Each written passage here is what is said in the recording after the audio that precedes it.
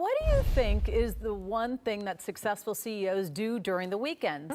The latest Forbes article says not work. That study found that productivity declines when your work week exceeds 50 hours. And joining us is work-life balance expert and author Samantha Edis. Thanks so much for joining us. Appreciate that. Thanks for having me. Well, there was a recent study that said that productivity drops off after 55 hours of work. So why are we working so much? And what do you think?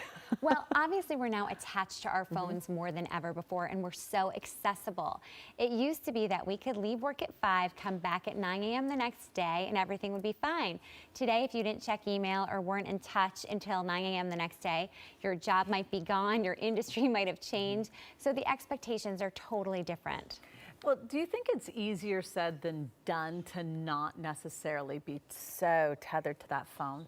It is. It's all about setting boundaries. So it's about deciding, for given your personal life and your professional life, how can you still be productive and get your work done, but also have an off switch? Because if we're always on, then we're never present wherever we are. So how do we set those boundaries?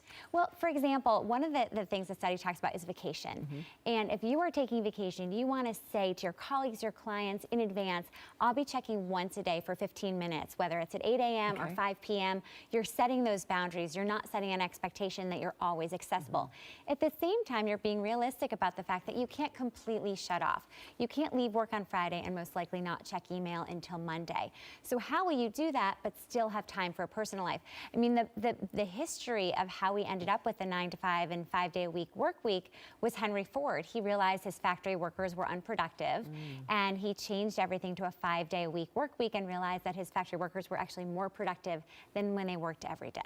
Wow. Okay, so let's talk about sort of unplugging, though, in the sense of you don't want to return back to work with a whole pile of email, but you also need to unplug. So where's that balance? Well, it's so interesting. Last year, more than half of Americans left some of their vacation days on the table. And that is not a good trend. It's been going in the wrong direction since the year 2000. And part of that is because we feel like, oh my gosh, we're going to return to a mountain of work. We're indispensable. But that's not true. You're actually far more productive if you take the vacation. So a lot of it is just deciding, this is what I'm going to do. I need that for my relationships to be healthy, for my personal health, your physical health. You just need that time. So what do you, let's say you go on vacation for a whole week. Yeah. What do you do with the 1,000 emails you have when you come back? Or Yes. You have to realize that those will get touched, right? Okay. You're going to eventually get to them. Sometimes what happens when you return from a vacation is you realize that actually you're not as valuable as you thought you would.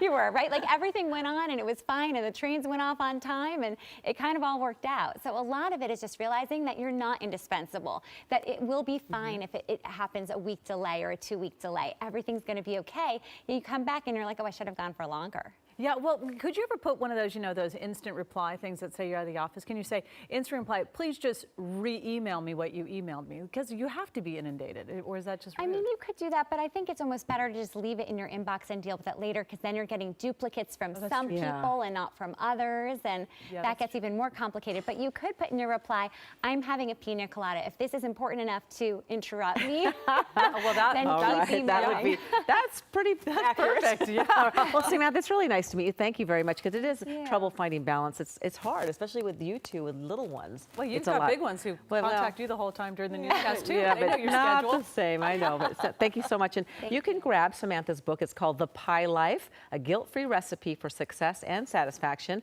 And also check out our website, SamanthaEdis.com. And we have other things that we want to talk about, so I'm sure we will be seeing you more. Oh, yeah. Rick, Thanks, Samantha, very much.